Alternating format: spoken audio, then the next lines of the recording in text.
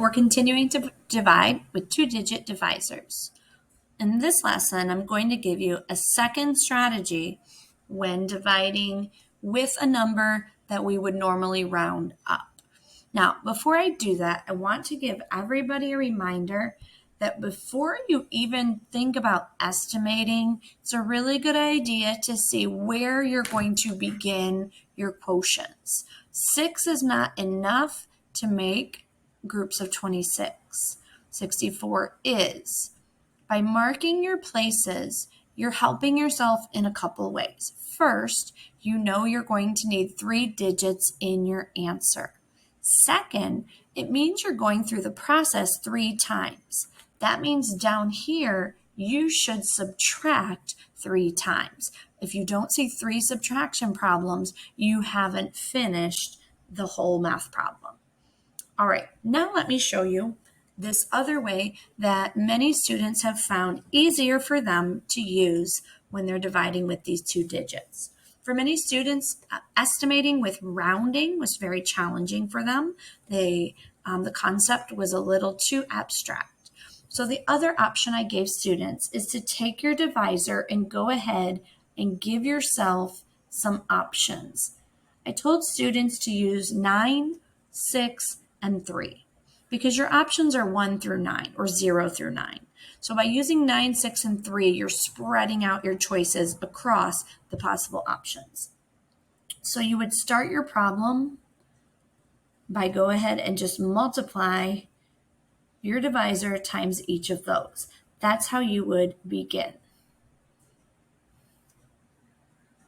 So we'll do that.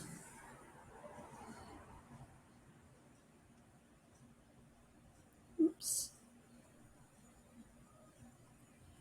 So my first section here, I've got 26 goes into 64.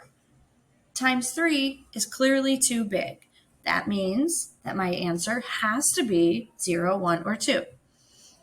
By looking at 78, I would think it's probably just one smaller than 3, and I'll use 2.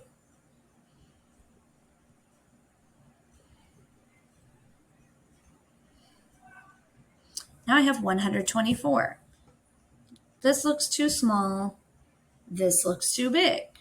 So that means my number is smaller than 6, but bigger than 3. So my choices are 4 or 5. So in this scenario, the students would need to then multiply 26 times 4, 26 times 5 to see what their answer is going to be. So if we multiply times 4,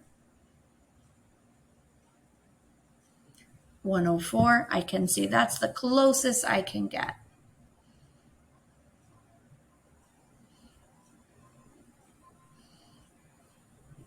Now I have 202.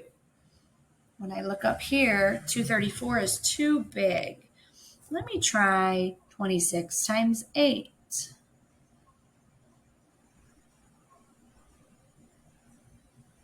And I see that 8 is also too big. So now, but it's very close. So now I will use 7.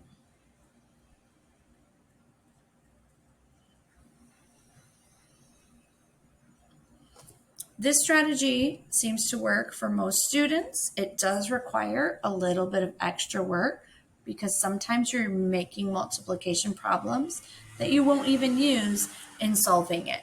But it gives the students a guide of which digits are going to be in their quotient, and it gives them what their multiplication is so that they can subtract.